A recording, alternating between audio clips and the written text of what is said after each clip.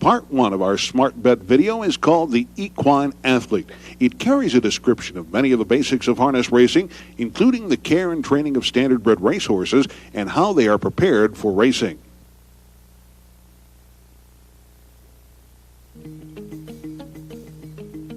One of the great mysteries in harness racing is why this vehicle is called a sulky.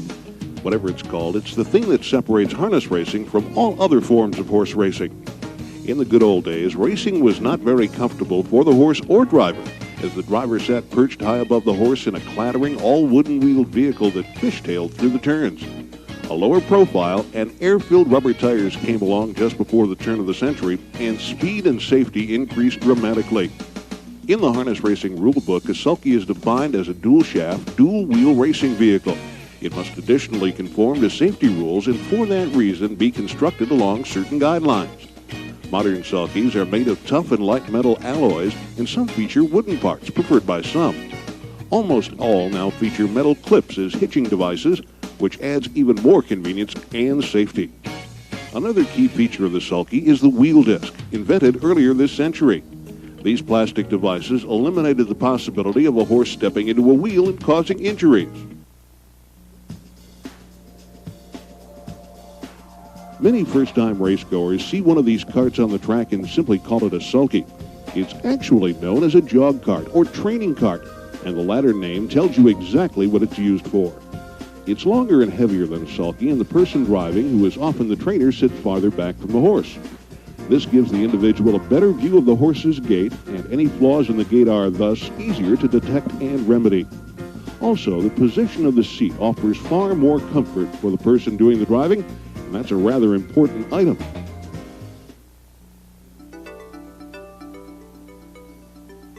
In the early days of the sport, they called them Indiana pants because that is where they were invented. The name, however, was not a term of endearment. Today, they're standard equipment for pacing horses, and they're called by their true name, hobbles. Not all pacers wear hobbles, and horses can still trot, canter, or run while wearing them. But by putting them on a pacer, you tell it exactly what's expected of it. It's a bit like tying a string around your finger. The hobble is there to help remind the pacer what to do.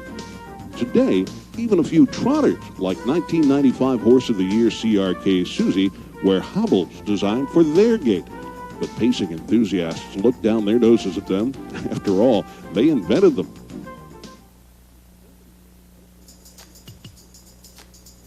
Nobody knows exactly how lucky they actually are, but most every trotter or pacer wouldn't be caught around the track without wearing horseshoes. They come in many styles and are made out of aluminum or iron. Some are cleated and usually wear out after about a month or so of use. Trainers use shoes as a means of generating speed in their horses. The weight of the shoe, the angle at which it's affixed to the foot, and any cleats, ridges, or other special devices go a long way towards encouraging a trotter or pacer to go fast. Shoes, of course, also protect the foot from injury. Trainers and horseshoers they employ constantly experiment in finding the right combination of weight, angle, and traction that will result in faster times and fewer injuries. Weight, and lots of it, is what sometimes helps trotters most of all. By lots of weight, of course, we mean a few ounces, sometimes added right to the horse's hoof to encourage a long, well-balanced stride. By the way, the shoe is applied with nails, but they penetrate the outer walls of the hoof, and it's an absolutely painless procedure.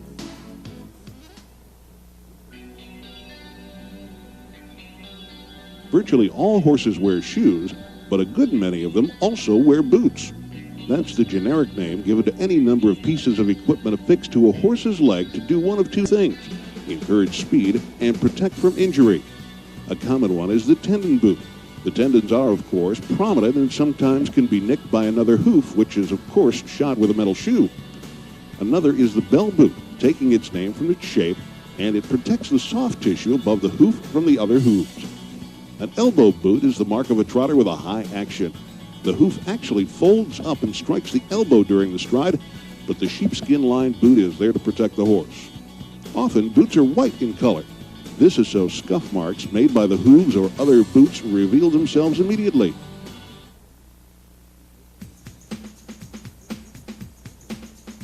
In training horses, it's said if you control the head, you control the horse. In that sense, bits and bridles are the steering mechanism on a trotter or pacer. Bridles are either open, where a horse has an unobstructed view of all that's going on, or closed, where blinkers are used to block a portion of a horse's view. Why block the view? Mostly to keep a horse concentrating on the task at hand rather than looking around at the other horses, the crowd, and the driver. Since horses see from both sides of their heads, they have an almost unlimited range of vision. So when a small portion is blocked, there is no danger. Some blinders are also used to keep a horse's head facing straight and true, where control is the easiest. The bit, held between the teeth, is the point at which the horse feels the commands transmitted through the reins. Most are plain steel, but some are modified to give extra control. In addition to wearing a bit, a horse will also have its tongue tied down so it cannot be raised over the bit. If it did, that would choke the horse, so even though it may be somewhat uncomfortable, a tongue tie is required for safety.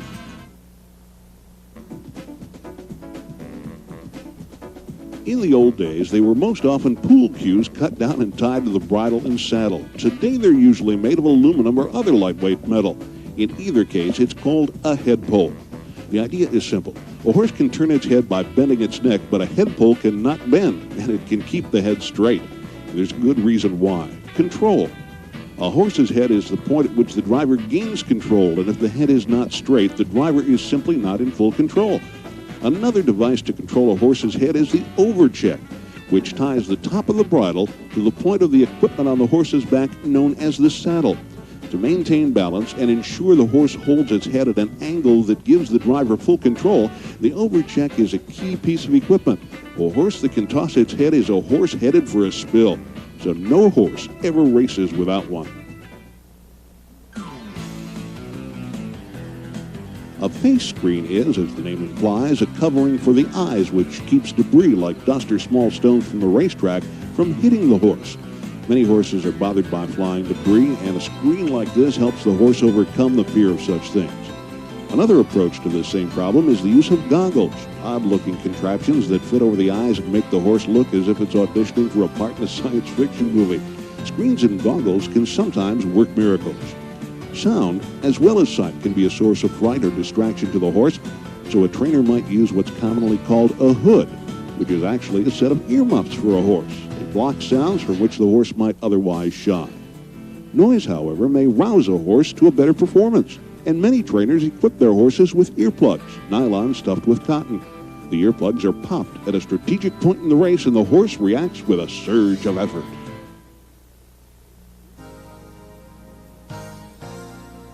Training a trotter or pacer is much like training any other athlete. Proper equipment, proper diet, proper health care, and plenty of exercise.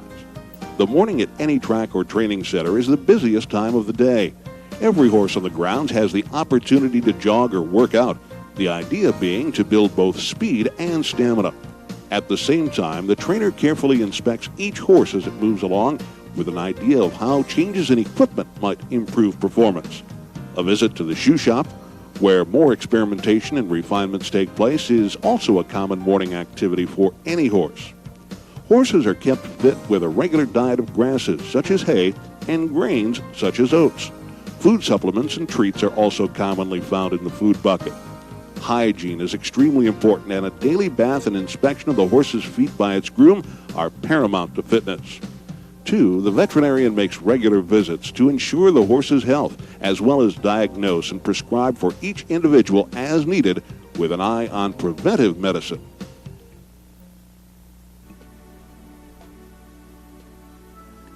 In the years prior to World War II, a fellow named Stephen Phillips noticed that horses didn't seem at all frightened when a tractor or water truck went past them on a track. They were used to that idea. Phillips also knew as a starting judge that the public and horsemen both hated the system of walk-up starts that caused many delays and restarts. His brainstorm combined both thoughts. Phillips' ticket to the Hall of Fame was the mobile starting gate. At first mounted on the back of a truck, and today most seen on automobiles, it's generally credited as being one of the things most contributing to harness racing's great growth. Starts were now predictable, without delay, and fair, something everyone likes. One of the first lessons taught to a young horse is how to get behind the gate for the start. They amble along behind it, usually in the company of other horses, and soon learn it's nothing they need fear. Horses refusing to come to the gate may be ruled unready for competition and must race qualifying races until they show they can handle the start, but such horses are very, very rare.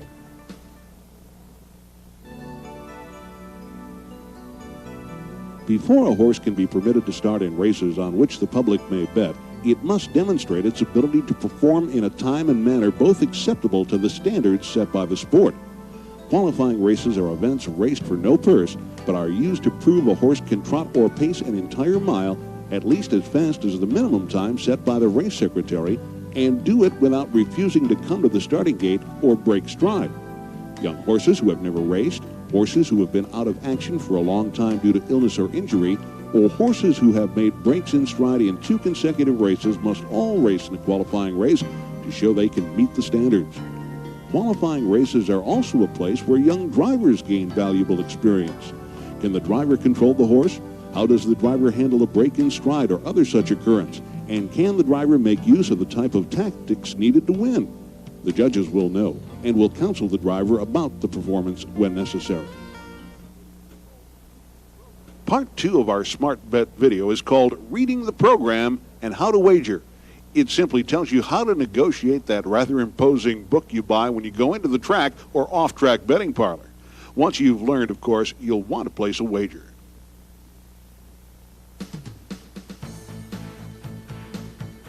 When you open the program, perhaps the most prominent feature on any race page is the number and name of each horse.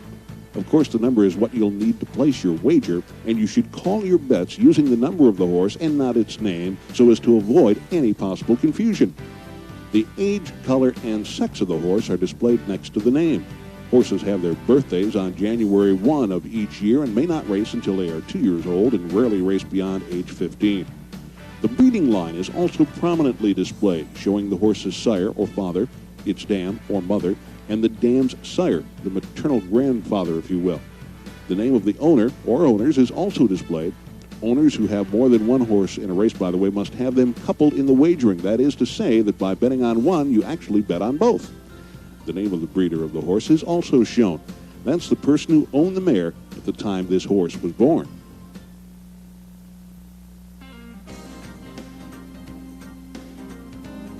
The name of the driver is always prominently displayed in the program, as are his or her driving statistics and 1 or 2 other bits of important information. Each driver wears a set of colors registered by the United States Trotting Association, which only that driver can wear. Fans follow their favorite drivers, and this system makes it easy. Weight is also included, but there is varying thought as to its importance. Most good drivers tend to be on the light side, but they also tend to be on the young side. And men and women, weren't we all a bit lighter when we were young? A summary of the driver's performance, including the number of starts, wins, seconds, third, and winning percentage at this track, are also included for comparison purposes. Statistics are also shown for trainers who are the official caretakers of the horse and responsible for all aspects of their performance.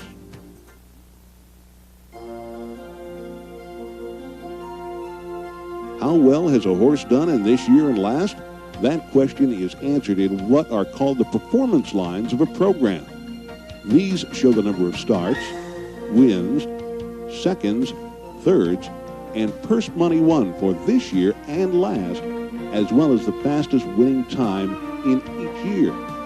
The program also features a lifetime program line showing the horse's career earnings, fastest lifetime win, that winning time, and the track size over which it was taken.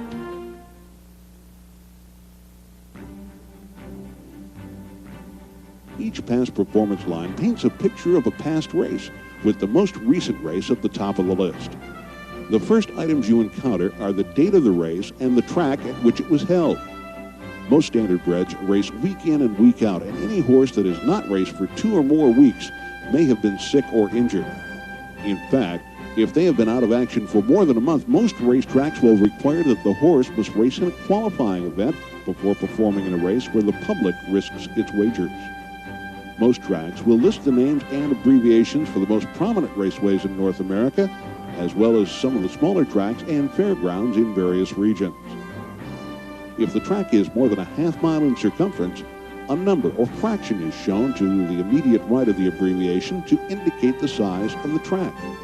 The track condition, whether fast, sloppy, or good, is also shown. Both track size and condition will have a bearing on the times a horse records in its racing and are key to handicapping.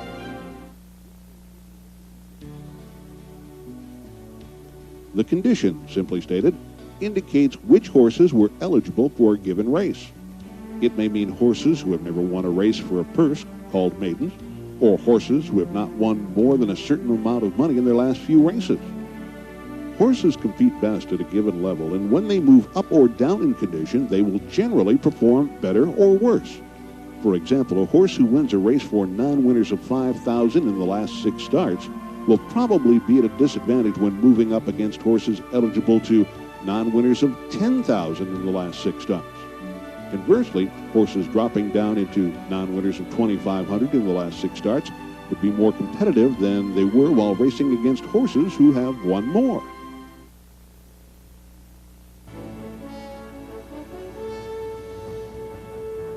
When a trainer or owner is in the market for a horse, one of the easiest means of purchasing one is by claiming it from another owner. The claiming race is the single most popular type of race in the sport, and the reason why is clear.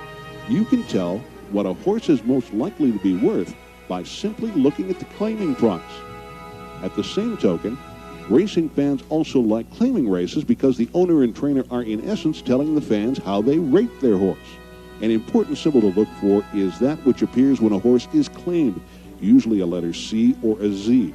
That tells you the owner had a high opinion of this horse and went so far as to back that opinion by buying it. When you see the symbol, you have a right to expect that this horse is a contender.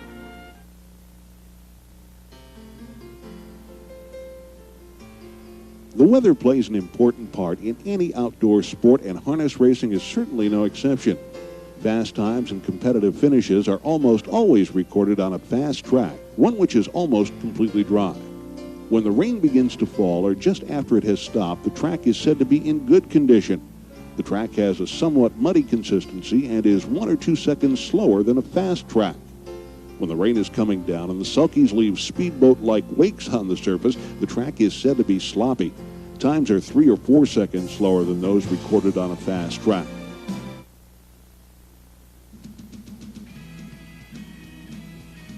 The size of the purse for which it races is a good indicator of how much ability a horse may have.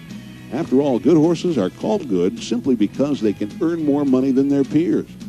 So when looking at the past performances, look at the purse money a horse has been racing for, and it will give a clear indication of its ability.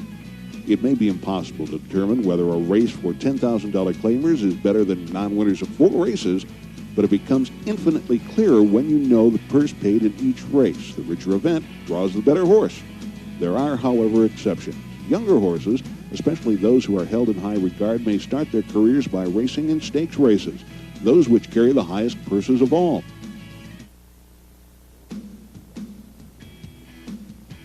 Harness horses are remarkably consistent in the times they record over the mile distance from start to start, but they can record slower or faster times due to several factors. Track conditions play a part. They can be wet and slow, making time slower, and cold weather can have the same effect, even when a track is listed as fast. Times are also affected by class. A horse who can pace a mile in 1:58 may go faster against horses who usually race in 1:56. What happens, as we say, is that the slower horse is sucked along, although rarely winning in the faster mile. Fractional times are also very important. The times you see in your program at the quarter, half, and 3/4 are those recorded by the leader and not necessarily those actually recorded by the horse you are considering. As a rule of thumb, look for a horse who races on or near the top of the pack through fast early fractions who can still come on and win in a fast time. Also, look for a horse that can race fast fractions early and late. The last quarter-mile time is also listed for each race in the program, and a fast closer is almost always a fit horse and a good bet.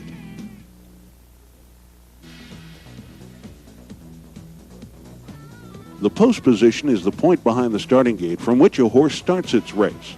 Since the shortest way and fastest way around the racetrack is best, the horse who draws an inside post has an advantage, and on a track with a smaller circumference, a truly great advantage. Half-mile tracks demonstrate a statistical edge that goes to the horses in posts 1 through 4. That edge is a little less pronounced on a 5/8 mile track, and while not altogether eliminated on a 3/4, 7/8, or mile track, the bias is certainly a lot less. A horse drawing a post position closer to the rail this week will get an increased advantage, especially if that horse has demonstrated a lot of early speed. A horse that races from behind will gain an advantage from an inside post as well, but will improve most when moving from a smaller size track to a larger one, which has a long home stretch where early disadvantages may be overcome.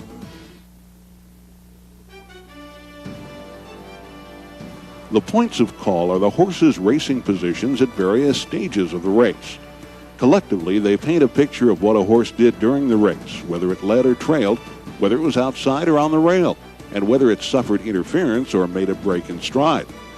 During the race, a trained observer known as a charter lists the position of each horse at the quarter-mile, half-mile, and three-quarter-mile points of call. The horse's position at the top of the home stretch is also noted, as is the finishing position.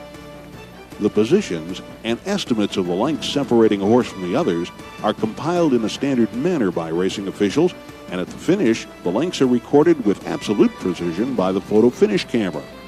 The points of call reveal important patterns, whether a horse has early speed, showing a lot of ones at the early calls, or if the horse consistently closes the margin in the late stages of its races.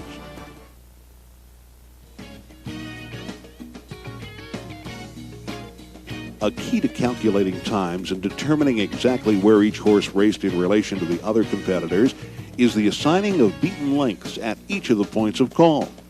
An experienced official observes and records the details of each and every race at every track and estimates the beaten lengths, something that is done by standards set in the rules of racing and by experience. A length is measured from the tip of the nose to the end of the rump. The sulky and driver are not considered, so a horse racing directly behind the other is actually about a length and a quarter behind the other. Times can be calculated using beaten lengths. One length equals 1/5 of a second, and that tells you why times are recorded in fifths of a second in the sport of harness racing. So a horse 5 lengths off the leader at the quarter pole reaches that pole 1 second later. 1/5 of a second is added for each beaten distance of more than 1/2 length. Thus, a horse a half length behind another at a given point is judged to have reached that point in identical time. If you calculate your horse's actual quarter times, you'll have a clearer picture of how it raced in its most recent efforts, and can compare those efforts to those posted by the other competitors it will face this time out.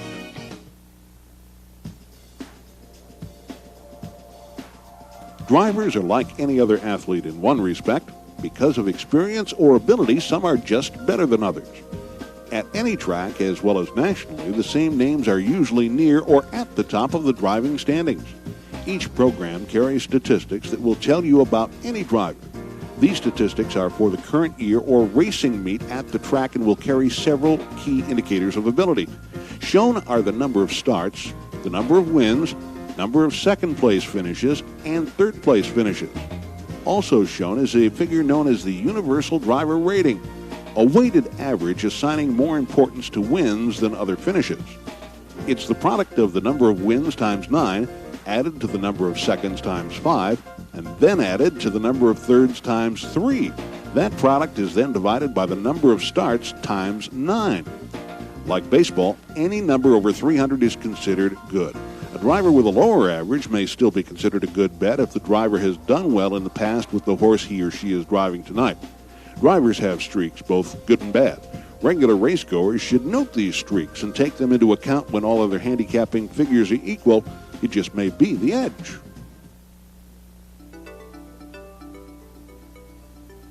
In horse racing, the key to winning is understanding the odds and betting accordingly. In every race, the infield tote board, as well as the hundreds of television monitors around the track, show what each horse's odds of winning are according to the opinion of the bettors. The odds are not set by the track, but by the fans.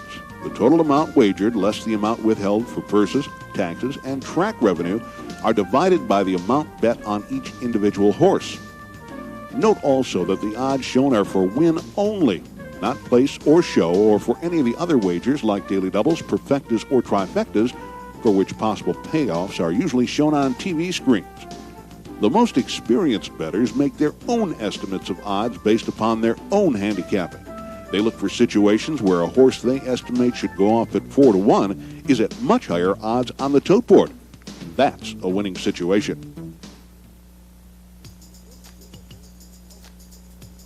The ability of a horse is ultimately known by the abilities of the horses he is able to meet and defeat on the racetrack. The names of the top horses in each race are listed in what's known as the best company line. It's simply the names of the top 3 finishers in the race. While the past performance lines in a program give what amounts to being a picture of what happened to a horse in a given race, an additional bit of illustration is always worthwhile.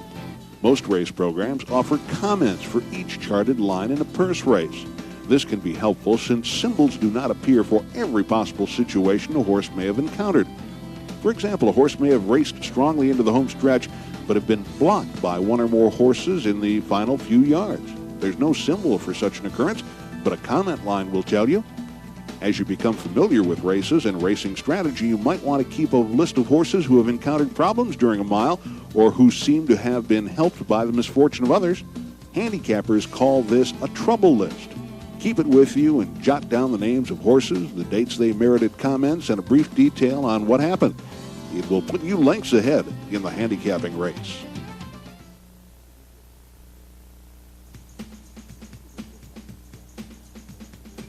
Individual past performance lines are like chapters in a book. Individually, they may be fine, but when put together with all the lines recorded by the horses in a race, they tell so much more. This collection of performance lines from the same race is called a chart, and it's carried in the back of race programs a day or 2 after the race. The chart paints a more complete picture of what unfolded in a race and puts everything, times, racing positions, and tactics into perspective. In an individual line, you may see a horse was parked out, but in a chart you will almost always see why. You might not know why a horse did not press a slow early pace by looking at its individual line, but may, by looking at its chart, see others broke stride up front, making such a tactic virtually impossible.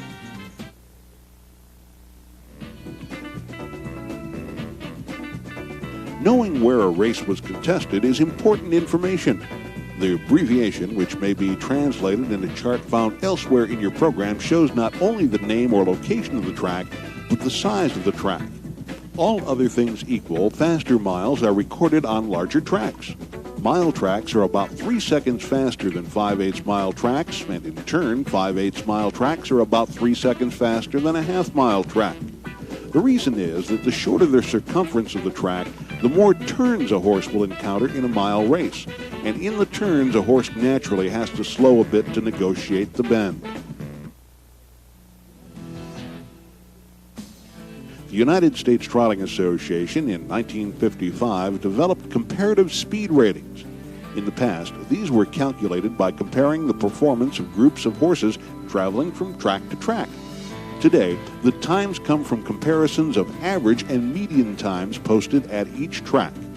Though times alone are not always a perfect handicapping factor, you'll be able to compare times posted at different tracks by looking at the speed ratings.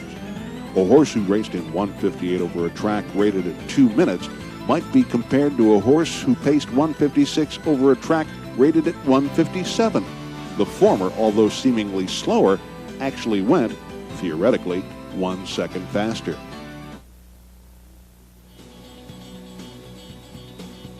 Many people are intimidated upon their first visit to a racetrack, especially when it comes to making a bet.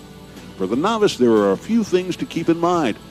Always visit the mutual windows early. If you need to ask a question, that's the time to do it before last-minute bettors are in long lines. Also, if a mistake has been made on your ticket, or you've made a mistake in placing your wager, the clerk may be able to cancel your bet and reissue another. Most tracks, however, will not issue corrected wagers in the last few minutes before a race as a courtesy to the other bettors, and will, of course, never issue a corrected ticket after a race has begun. Also, it's important to realize that in horse racing, you're betting against all the other fans and not against the track or horse owners. Wagers are calculated and paid based upon the percentage bet on each horse or combination, and the track neither wins nor loses when you win or lose, but simply holds and distributes the wagers and takes a percentage for expenses, purses, and taxes. Perhaps the best thing, however, about wagering on a horse race is that you have many wagering options, and you'll have the excitement of testing your handicapping skill against every other fan. And since higher payoffs usually come for wagers more difficult to select, the rewards can match the risk.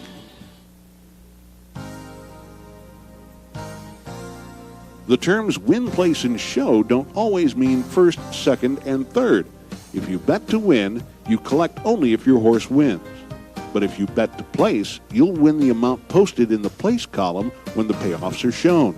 And if you bet to show, you'll win if your horse finishes first, second, or third and receive the show price that's posted after the race. Place payoffs are almost always smaller than win payoffs and larger than show payoffs. This is because the money wagered to place is split between the top two finishers instead of only one horse, the winner. And also, show payoffs are the smallest because they must be split between three horses instead of two or one. Note, too, that dead heats, where two horses cannot be separated at the finish line by the photo finish camera, may cause some extra payoffs.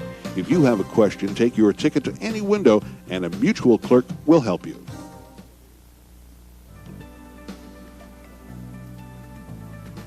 The Daily Double requires you to select the winner of two consecutive races, usually the first two races on the card. If either of your selections does not win, you lose. But if they both win, you win. Tracks, recognizing the popularity of the Daily Double, have added second or third pairs of races designated as Daily Double races, and some tracks now even offer the Daily Double on every pair of consecutive races, meaning more of a good thing every day at the track. Also, many tracks offer a pick three wager, which is sort of like a Daily Double plus one, picking the winners of three consecutive races. Payoffs are a bit bigger than the Daily Double, and the wager a race more difficult to solve.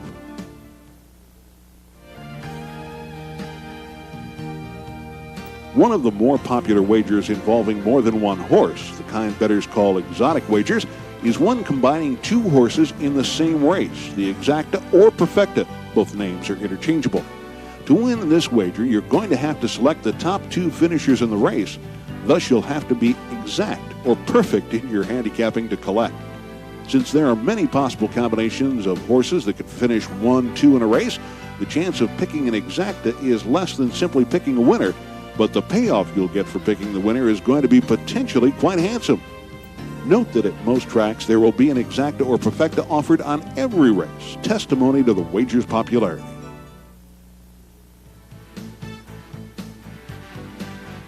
Perhaps the single most popular wager at any racetrack in North America is the trifecta, a wager difficult to win but far from impossible, and one that offers the potential for some of the greatest payoffs at any track. To win the trifecta, you have to pick the top three finishers in one race. It's as simple as 1, 2, 3. Of course, it may not be as simple as that, but trifecta payoffs usually average well over $100 for every $2 bet, far better odds than a 10 million to 1 lottery ticket.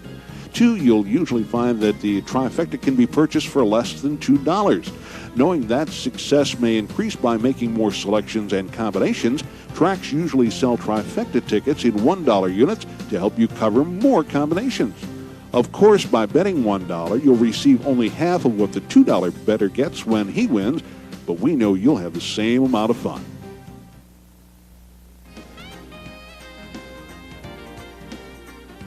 Some tracks offer wagers that ask you to select multiple winners, sometimes in more than one race, something that to the novice appears almost impossible. One example is the superfecta, where you have to select the top 4 finishers in a race. One popular version of such a super exotic wager is the twin trifecta. It asks you to pick the top 3 finishers in a race.